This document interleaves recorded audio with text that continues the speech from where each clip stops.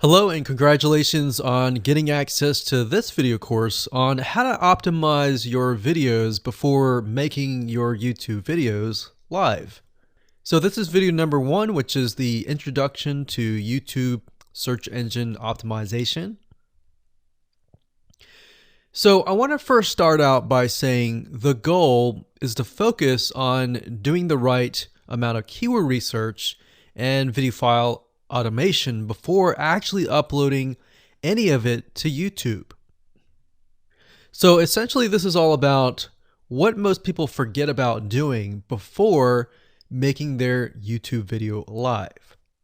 Because if you think about it, most people think about, okay, what do I do after I upload this video? They don't really think about what they have to do before making it live. So this is not about what you can do afterwards, as that is a totally different focus, but rather before. So besides simple optimization, you really need to know that YouTube ranks the videos that people watch the longest.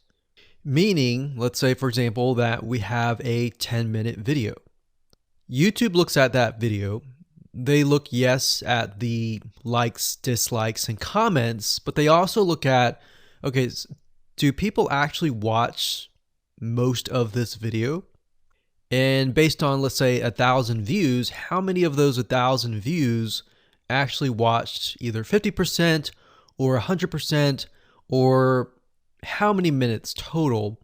1,000 times how many minutes was watched.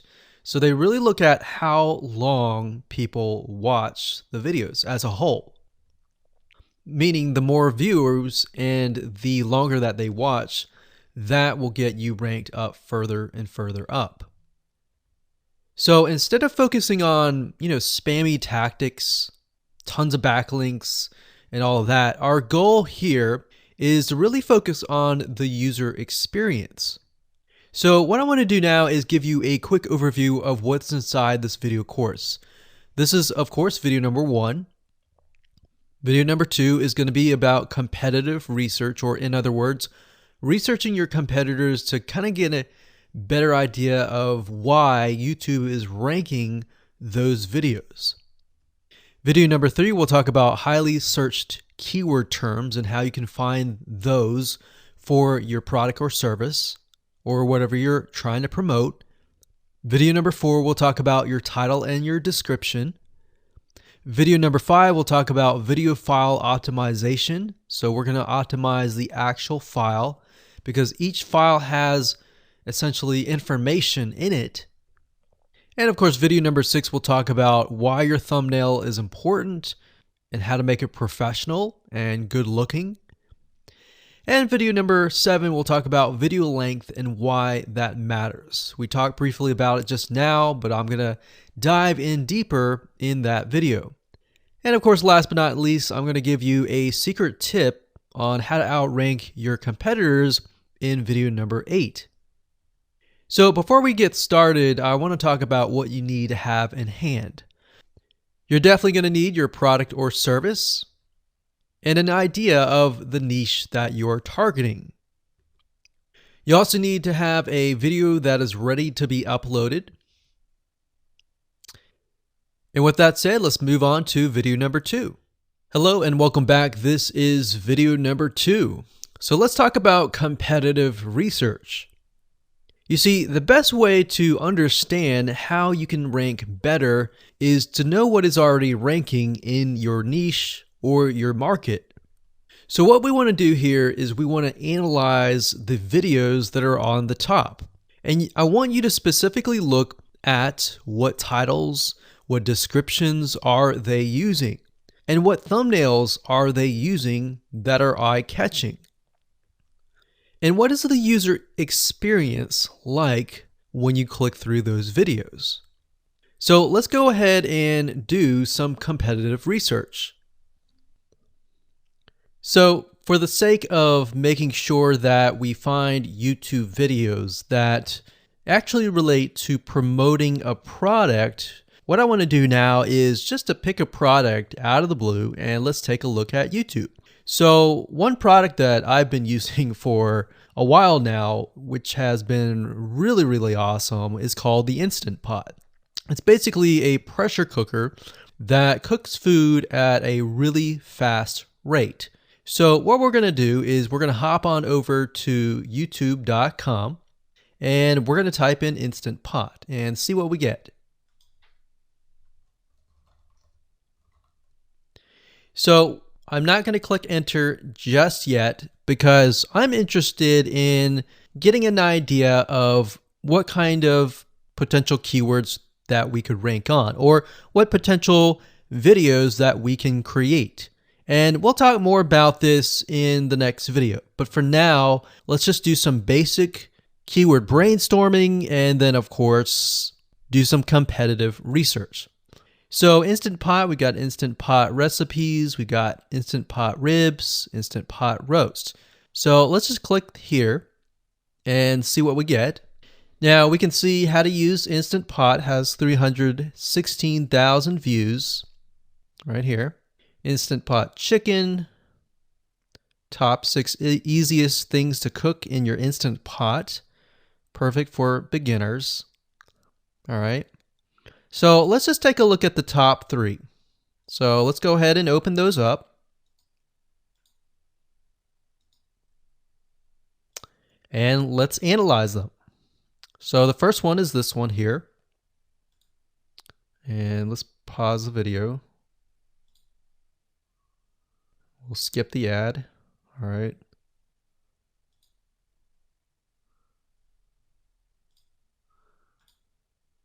Okay, so how to use the Instant Pot 101 for beginners. So if we think about the type of audience that the Instant Pot attracts, it attracts somebody who has a busy life, who may be a beginner at cooking and just wants a quick and easy meal done fast. So we can see that. So one thing that I like to do is I like to copy the titles to Notepad. Just kind of get an idea of what we're dealing with. So that's the title. Looks like she's promoting an Amazon affiliate link. We can see that here, Amazon.to. We've got Instant Pot hacks, Instant Pot yogurt, and all that. So what she's doing, it's very funny, but she may not realize she's doing this, but what she's using is a method called siloing. And she's basically telling YouTube, hey, not only do I have this video on Instant Pot, I've got Instant Pot hacks, yogurt, recipes, and other recipes. So let's just copy that in here. So that's video number 1. So we're going to rank it from video 1, video 2, and video 3. Let's scroll down a bit. We've got 373 comments. I will say when it comes to YouTube, they're looking for engagement. So comments is good, likes are good, even dislikes are good as well. Even though dislikes are bad from a human standpoint, it tells YouTube that there is engagement. All right. So sometimes we're going to be able to view, we can't do it here, but sometimes you'll actually be able to view more data. But for now, you can't hear. Now, we can actually dig deeper if we want to. So let's just take a look at Natural Brittany's YouTube channel. Because when you're doing competitive research on YouTube, it's not just that particular video. It's actually the whole YouTube channel as a whole. The authority that that channel holds. So she has 116,000 subscribers. Click on the videos. She has a good amount of videos that talk about anything, looks like from cooking, from budgeting, from grocery, a lot of very similar videos. So let's scroll down. And now let's go ahead and take a look at the second highest ranking video. So if we go back over to here, and this is the Instant Pot chicken, cook with me, meal planning, meal prepping, Sunday setup. So let's go here, take a look.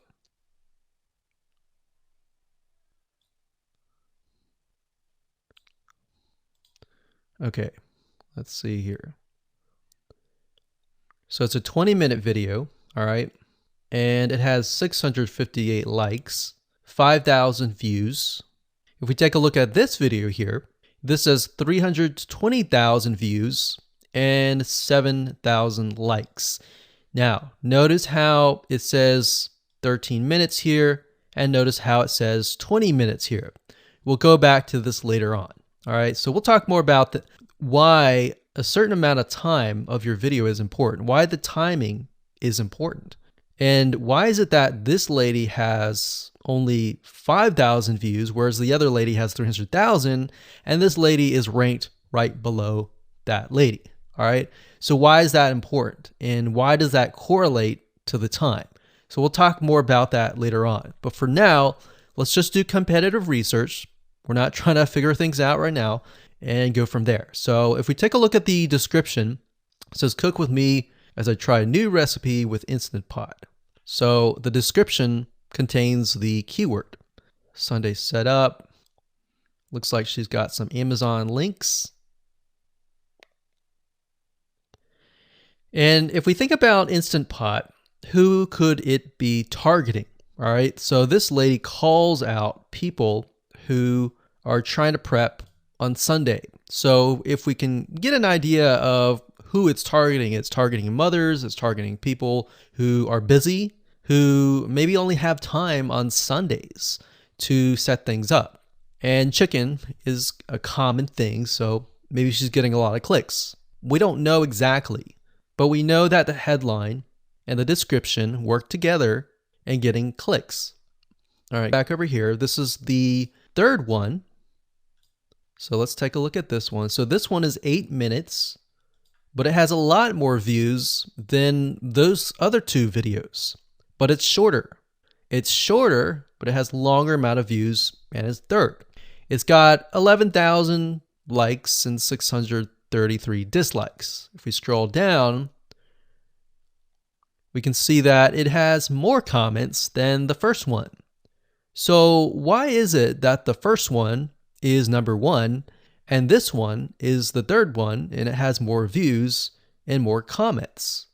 Well, we don't know exactly why, but I have a hunch as to why that is, which we'll talk more about ranking and what Google and YouTube is looking for later down the road. So that's that. Let's just copy that title. And I'm going to go ahead and pause this video and we'll copy and paste that information to the notepad. Okay, so I went ahead and copy and paste the information. So this is video 1, this is video 2, and this is video 3 down below. So let me make this bigger. So we have this information. So as we're kind of analyzing the competitor, we want to save this for later, but can you kind of see a similarity here? So this is calling out the target audience. This is calling out the people who are busy, essentially. And top 6 ways, top X ways, top certain number ways is always a good title. So perfect for beginners. So if you can imagine, we already see that this title has beginners. This one's calling out perfect for beginners. And this one essentially is calling out people who are busy. So it's a target audience. So that's key. So having this in hand gives you a better idea on what potential titles and descriptions that you can have. Now, you can do some deeper dive competitive research using specific tools. And one specific tool is called Social Blade. So that's socialblade.com, as you can see here. And I like to use this to kind of get a better idea of the YouTube channel as a whole. Because what you're trying to figure out is, did this person rank because their channel as a whole has a lot of traffic? Or did this person rank simply because of the titles and the description?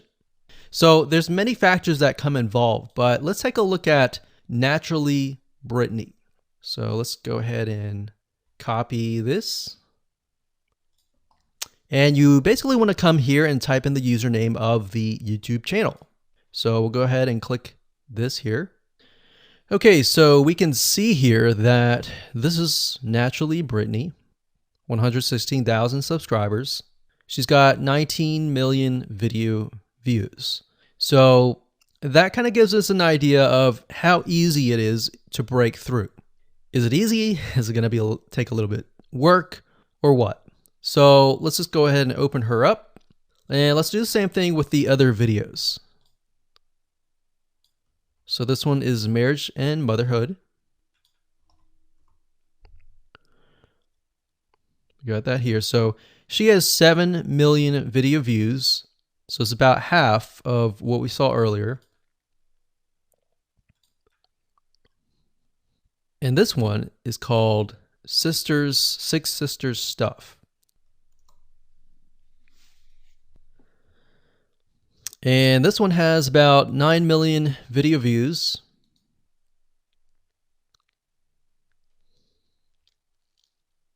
So right off the bat, we can see that if we were to rank on the keyword Instant Pot, it's going to take a lot to break through.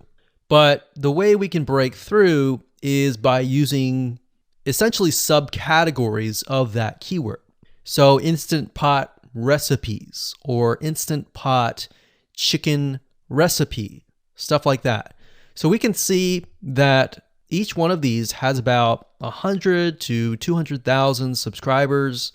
So you're going to have to be competing against that. Now, obviously, if you have a good size YouTube channel, that will usually mean that you can break through fairly easily. But if you're just starting out, then breaking through on that keyword is going to be a little bit more difficult. So the next question is, what keywords should you use? And we'll discuss that in the next video. Hello and welcome to video number 3. Let's talk about highly searched keyword terms and how you can figure out what your main keyword is going to be, what your sub keywords are going to be.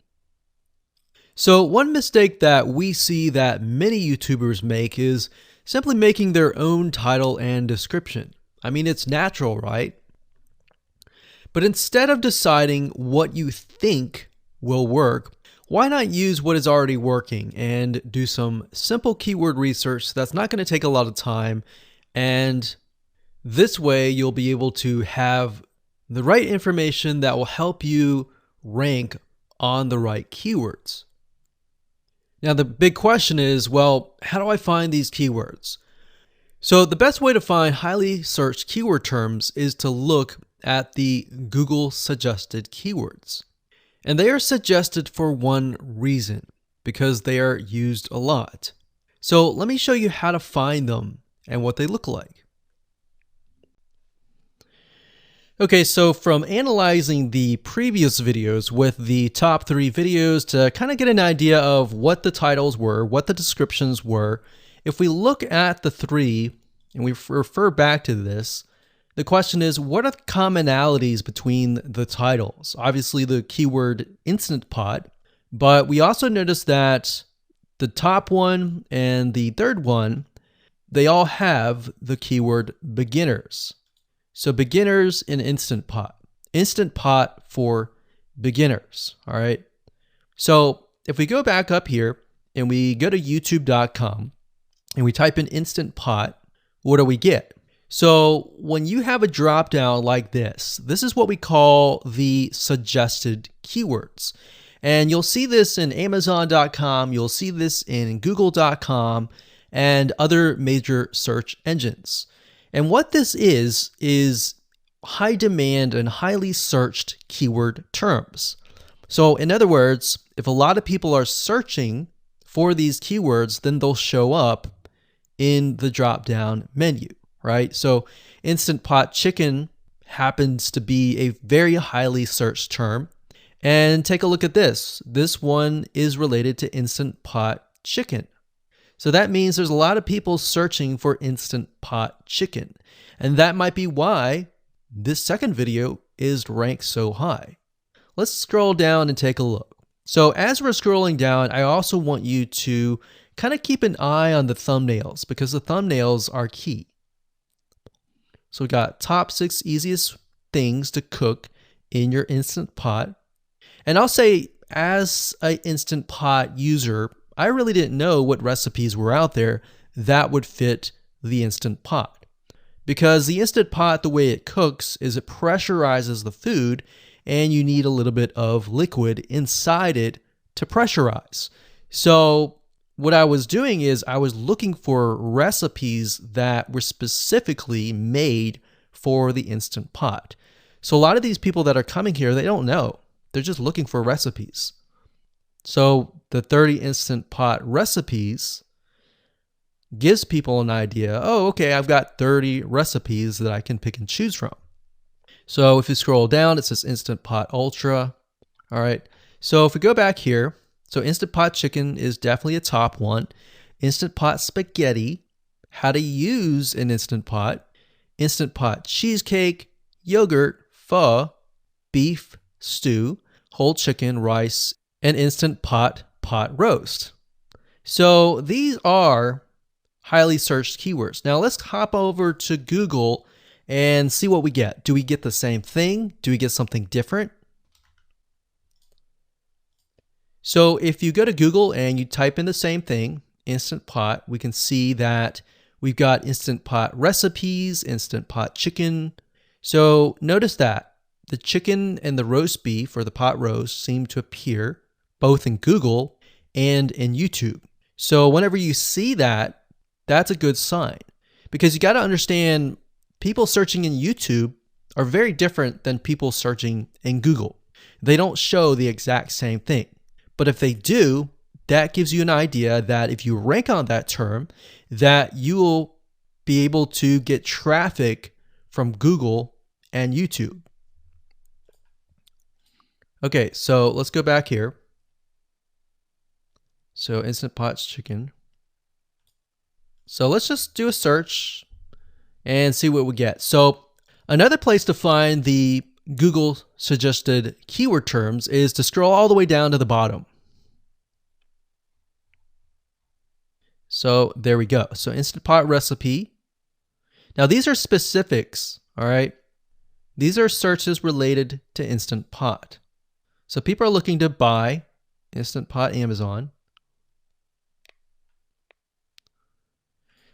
So let's just type in Instant Pot Chicken and see what else we get. So if you notice, when we type Instant Pot Chicken, it gives you a more detailed view of the other keywords that are related. So for example, Instant Pot Chicken recipes, chicken rice, chicken noodle soup, chicken thighs, chicken bog, chicken breast recipes, chicken wings, and chicken and dumplings. So let's go over here and see what we get. So Instant Pot Chicken recipe, wings, noodle, biryani, thighs. So a lot of these are actually appearing that are the same.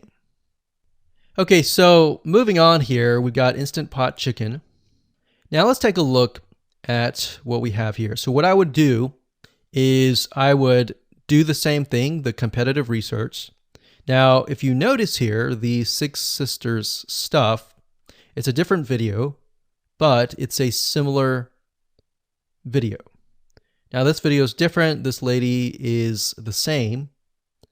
And that's another thing. So if you rank high on the main keyword, then you could potentially rank on the other smaller keywords as well. So that gives you an idea of what content to create and what keywords to target. So we could potentially make it about Instant Pot Chicken. And what I would do is go back here. Let's say we want to title it the Instant Pot Chicken. What I would do is I would scroll here and take a look at questions people are asking. So how do I cook chicken and potatoes in Instant Pot? How long does it take to cook chicken pot, Instant Pot? We scroll down, and what I would do is grab these keywords. So I would grab these keywords.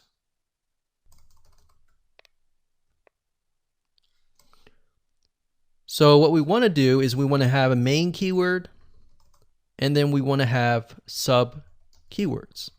So the main keyword here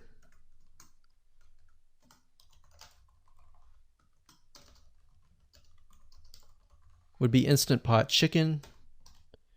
And then the other ones would be Instant Pot Chicken and potatoes, and all the rest here. So having these in hand will give you a better idea on how to go about creating your titles and your descriptions so that you can target specific keywords, and that you're not like any other YouTuber who is simply making up titles and descriptions just out of your head. So this way you can be strategic and rank effectively. Hello and welcome to video number 4. In this video, we're going to talk about your title and your description.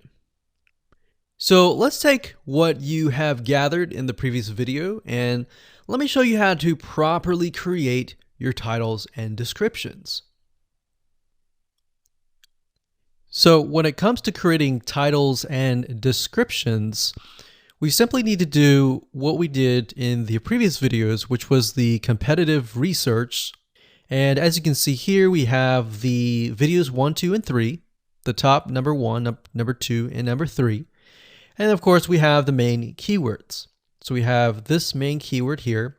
So that's definitely going to be in the title. And then of course, if you noticed, the target audience was beginners. So essentially what you're noticing here is that people are calling out the audience, and then of course they have the keyword in the title itself. And then of course you want to make sure that title, main keyword, and target audience is also going to be in your description. Now what I like to do is I like to go look at magazines in that niche. It doesn't necessarily have to be exactly, in this case, Instant Pot, but it needs to be somewhat of that genre. Now, one thing that I noticed was when we took a look at the Instant Pot chicken, you could write out something like top 6 easiest things. So instead of things, you could say chicken recipes or pot roast recipes to cook in your Instant Pot. Or you could say something like Instant Pot chicken dash top 6 easy recipes, or you could use a number. People like numbers, especially knowing that somebody gets an Instant Pot for the sake of saving time. You could say top 6 easy chicken recipes that take less than 30 minutes. Now, obviously that's a little bit long, so let's head on over to Google here. So like I said, I like to use magazines. Magazines do a great job in creating titles. So as you can see here, I typed in Instant Pot magazine, and to the right, you'll notice that there's Instant Pot all-time recipes. So let's just go ahead and open that in a brand new window, like so. So it looks like we have to pay, but let's just go ahead and click the free sample. So we can see Instant Pot's all-time best recipes. So you could do something like all-time best chicken recipes, or Instant Pot dash all-time best chicken recipes, or all-time best chicken Instant Pot recipes. So obviously here we're not going to copy word for word because that's plagiarism, but we're going to use something different. We're going to tweak it around. What we're looking here is for headlines. So let's go back here. So it says everyday Instant Pot, 115 delicious, family friendly pressure cooker. So we can say everyday Instant Pot, colon, 6 delicious family pressure cook recipes. So everyday Instant Pot chicken, as long as the word Instant Pot chicken is in there. So we got 66 Instant Pot recipes that put your pressure cooker to work. So we could say something like 6 Instant Pot chicken recipes that take less than 15 minutes. And yes, believe it or not, Instant Pot can literally cook something like a pot roast within less than an hour, or sometimes half an hour. Because it's a pressure cooker, it cooks a lot faster. So that's what I like to do, is I like to take a look at magazines. So it doesn't necessarily have to be Instant Pot in this example. It can be another food magazine. So essentially that's how to create the titles. As far as the description goes, if you take a look at what they've written here, the first one that's ranking really well, as you can see here, we've got Instant Pot 101 for beginners. So you'll notice that they are trying to target the keyword Instant Pot 101 for beginners. So they've stated that in the title, and they've also put it in the description. So it says everything you need to know about how to use the Instant Pot in a beginner Instant Pot recipe. So notice that they use the keyword beginner Instant Pot twice. And then of course they got Instant Pot hacks, Instant Pot yogurt. And what they're essentially doing here is they're linking to other related videos. Now, Google's smart enough and YouTube's smart enough to have an algorithm to read the description and think, okay, they've got other videos that they've created that are related to Instant Pot. This video must be good, or this channel must have a lot of relevant information. So we're going to rank it a little bit higher because it's going to give people what they want to see. So now we look down here, it says Instant Pot Chicken. So this is the lady who is ranking really high on Instant Pot, but also Instant Pot Chicken. So it says cook with me as I try a new recipe with my Instant Pot. So we can see the keyword Instant Pot here. And as you can see, the description is really written for the user, but it contains the keywords that are necessary. So you don't need to write something like Instant Pot Chicken or something that's just a bunch of garbled information. You want to make sure that the title and the description attract people first and foremost, and then embed the keywords within. So the third one, we got top 6 easiest things to cook in your Instant Pot, perfect for beginners. So it says, today I'm sharing with you the 6 easiest things to cook in your Instant Pot. So you can see here, the title is here, but the title is also in the description.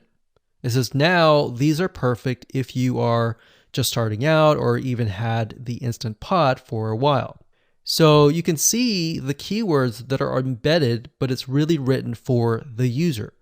And that's the way it should be, because the title and the description will actually show up in the YouTube search engine, as you can see here. So we've got the title, we've got the description. So we want to make sure that the first sentence in your description is catchy as well. Hello and welcome to video number 5. Let's talk about video file optimization. Did you know that all files contain data that tells YouTube what your video could be about? Let me show you. Okay, so the way that YouTube gets an idea of what your video is about is by transcribing it. And for the most part, it can usually figure out what your video is all about if you have voice and speaking in it. Now, you can go one step further by adding what we call video file metadata. It's very similar to a website metadata. So for example, if you right click on any website and you click on View Page Source, up at the top, you're going to see a lot of what we call metadata. So right here, we can see the name, the title, the description, and all that information. So what that does is it tells Google essentially what your website is all about. So very, very similar in this case of what we're doing here. So what we're doing here is we are taking the video file that you have created and embedding it with more information. So besides the title and description, YouTube will be able to read the metadata inside of your video. So it'll make a little bit more sense when I show it to you. Now, it's really hard to find software out there that allows you to embed metadata, except for a few. So one of them is called Video Converter by Wondershare. and that is videoconverter.wondershare.com. That's videoconverter.wondershare.com.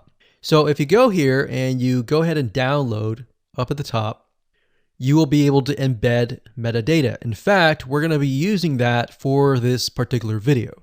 Now, there are other software out there like the Adobe Bridge software, which allows you to embed the metadata into your video. Now, the reason why I'm using Wondershare is because I feel like it's a lot easier to use. So if you go ahead and download this, we're going to open this here. And what I did was I clicked Add Files, and I chose the file. Now, there's a lot of things that you can change about the video, but what we're particularly interested in is this I icon right here. So click this I icon, or letter I here, and you're going to see that it says name, language, episode name, actors, director, screenwriter, tagline, and description, and comments. So what I recommend is you try to complete this as much as you can. So episode name, actors, so that would be whoever is in the video, the director, the screenwriter, which could be you, and then the tagline. What I would do is the tagline be your title, and then the description be your description. So whatever you're going to upload to YouTube, put this as a title and put this as a description. And then for comments, I would put something like keywords. And all you have to do is click save, convert it, and done. That's the reason why we're using Video Converter, because it's just so much easier. With Adobe Bridge, it's easy too, but there's a lot of more options and very easy to get confused. So once you're done with that, you save the video. Your video has the metadata inside of it, and all you have to do is simply upload it to YouTube, and that's it. Hello and welcome back. This is video number 6. Let's talk about your thumbnail and why that is important. You see, since our goal is to get more clicks or more views to your YouTube video, we have to rely on attracting viewers. So if you think about it, the thumbnail is the first thing people see as they are scanning to find what interests them the most. So in other words, if you think about it, if you go to youtube.com and you type in a keyword, you're going to see all the results with thumbnails, the titles, the descriptions, and all of that. So that's the first thing that they see. So let's discuss what your thumbnail should contain and what's working in your market and how to figure that out. So when it comes to having a thumbnail, you want to make sure that it is eye-catching, meaning it shows somebody what they want. So if Instant Pot Chicken is your main keyword, you want to make sure that your thumbnail has something in it that entices them. So it's good to have the keyword or the title in it. So you can see right now the way YouTube works is they have an initial title or an initial thumbnail, and then after that you can see motion. So if I put my mouse over it, you can actually see part of the video, which makes it a lot more engaging. So as we scroll down, the initial thumbnail that this woman uses is the Instant Pot. And then this one here, it says Instant Pot recipes. So Instant Pot. So we can see the ones at the top definitely have the Instant Pot in it, or a word that's chicken, or a picture that has chicken in it. So it fits the keyword. Now, if you're not a professional, thumbnail artist or anything like that, there are different sites that you can use to get these created. Now, bear in mind that you never want to use a thumbnail that is clickbaity or that lies to somebody, because if they click on it and then the video is nothing like the thumbnail, then guess what? You might get tons and tons of clicks and perhaps views, but you're not going to get people watching your video, which is very, very important, which we'll discuss in the future videos. But for now, there are different elements that you need. So what I recommend is you go to a site called creativemarket.com. That's creativemarket.com. There are other sites like graphicriver.net, but over time we've realized Creative Market has a lot of really good designs. So what we can do here is in the search box, we're going to type in YouTube thumbnail. And we're looking specifically for templates that we can use for the thumbnail. So it says YouTube thumbnail pack. Let's go ahead and open that. There's one here. There are end cards, but that's a little bit different. That basically comes at the very end of your video. So we got urban thumbnails, different types of thumbnails. But the reason why I like Creative Market is buying templates for specifically YouTube thumbnails is going to make your life a lot more easier, especially if you can make it professional. The more professional it looks, the more professional your viewers will click through. So if we click on this, we can kind of get an idea of what we're dealing with.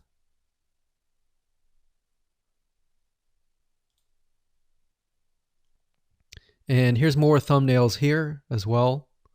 Now, over time, we've realized with YouTube thumbnails, more and more designs are becoming minimalistic, meaning it's not too fancy, but it's got just enough information to tell the person what it is all about. So it could have text, it could have pictures, but you really need to know what your YouTube video is about before you can create your thumbnail. In fact, I recommend that you create your YouTube video first and then you create your thumbnail so that you can make sure that you attract the right person. Now, what we found a little bit of a technique is to create a thumbnail that is related to essentially the end, meaning if you're creating an Instant Pot chicken recipe, you might want to show the chicken already cooked. So essentially what people get if they click through. So that way people think, oh, okay, this looks really nice. I'm going to click through.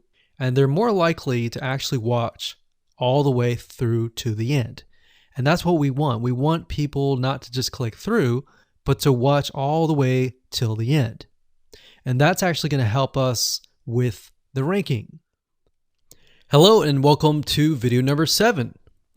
Let's talk about video length in more depth.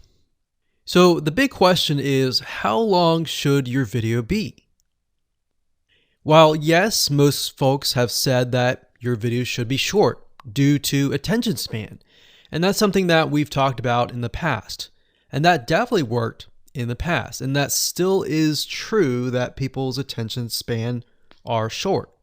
But today, in terms of YouTube, your video length should be longer, and here's why. Did you know that YouTube ranks your video based on how many minutes your viewer watches? We talked briefly about this in video number 1, but I want to talk about why that is the case.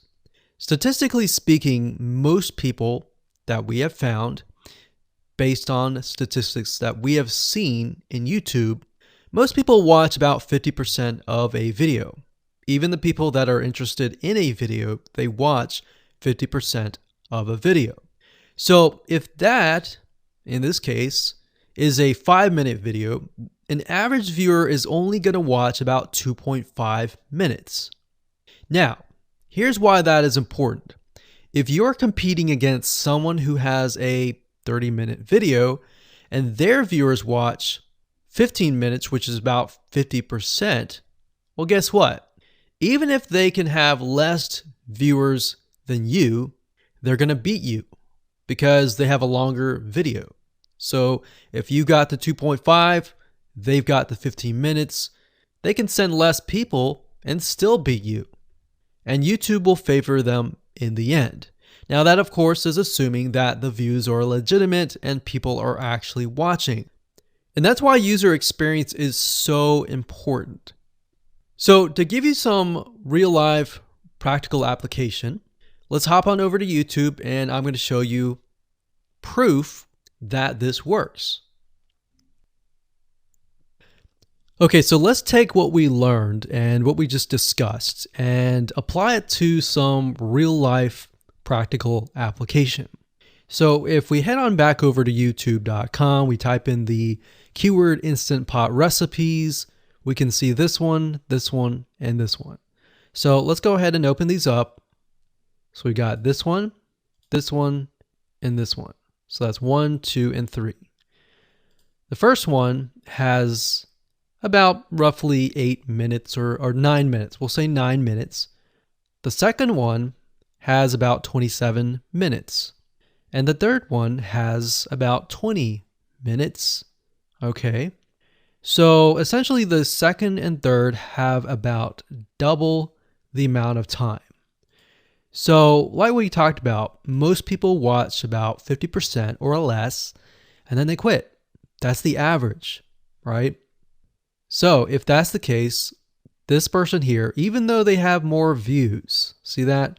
800,000 views, even though they have more views, they're competing with somebody with a 30-minute video. Essentially, it's 27 or 28, but close to 30. So if we round that, we'll just say this is 10, this is 30, and this is 20. All right, so let's keep it at even numbers. So if that's the case, there's 4 minutes here, 15 minutes here, and 10 minutes here. So this means that the person with the less amount of minutes, they're going to need a lot more views and a lot more people watching it. So in total, if this person has, obviously this person's number one, but what I'm saying here is because YouTube looks at how many minutes are watched, if this person had 800,000 views and this person had only half of that amount, but had more than double this amount, this person right here would most likely rank higher. So see that? Only 100,000 views, 15 minutes. This one here, 20 minutes, only 6,000 views. So you might ask, well, shouldn't this be maybe number one? Not necessarily. If we really look at it, so we've got 800 times 4 minutes, and that's not going to be exact. I mean, we could even take 500. And this is definitely going to be number one. And this is definitely going to be number two based on the information. But this person, because they have a long enough video, even though they have less amount of views, they're still able to rank pretty high. So this is based on one of our YouTube channels, which has over 9 million of minutes watched. And based on that, that's what we've seen.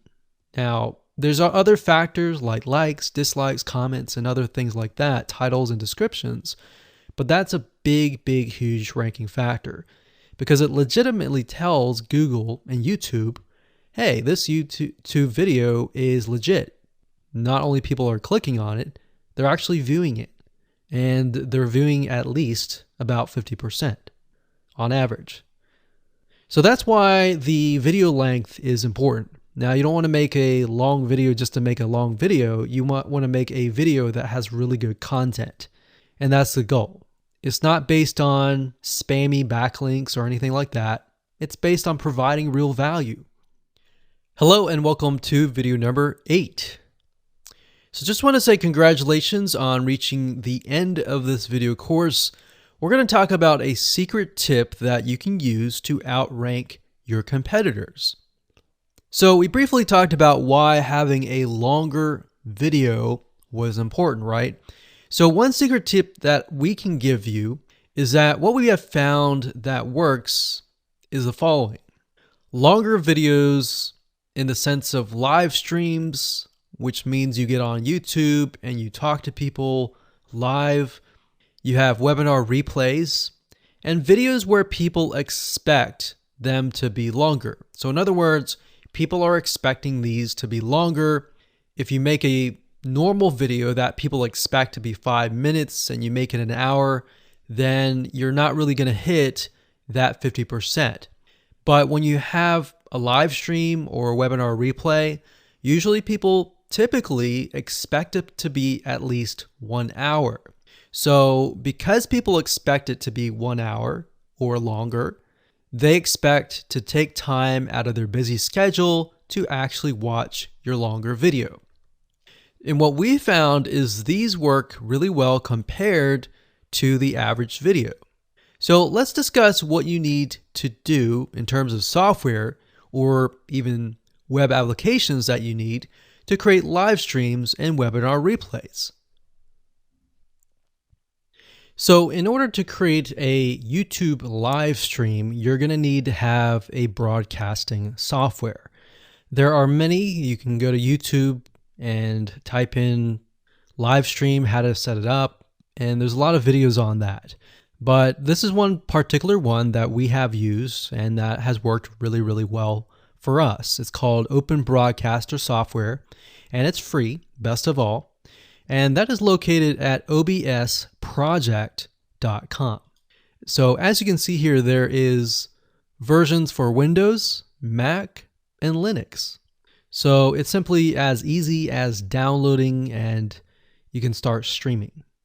So the reason why you need this software is basically what it does is it connects to the YouTube live stream system. And when you're ready, you click record and you're good to go. Now, I'm not going to go in depth on how to use this product just simply because there are so many different options and so many different ways of using it. Now, like I said, the tip is when outranking your competitors to have longer views. This is good for kind of a face-to-face talking head type long video. Now, if you want to use a camera, you can do that. If you want to do something like screen capture, meaning you're going to show your screen, then you're going to want to use something like GoToWebinar. And you can go to gotomeeting.com/webinar to do that. Another tool that we have used, which as of now, it is free, and who knows, it could change. So GoToWebinar does cost money, but it's a nice way to kind of engage with people. So this is the route that I would go if you are engaging with people. If you're not engaging with people and you're simply doing screen capture, there is a tool called Use Loom. Let me show it to you. So useloom.com. Loom is essentially a Chrome plugin. And what it does is it allows you to record your screen. It's super easy to use. In fact, it's super, super fast. It's so fast that you can literally start recording, and within seconds when you're done, you'll have the video in hand. And you can download the actual video file to your computer really fast. So those are the three options that I would go to, and really depends on the avenue that you want to take. So like I said, create a longer video, but just don't create any content. Make sure that the content is valuable because you want to make sure that people watch all the way through. Or if not, watch at least 50%.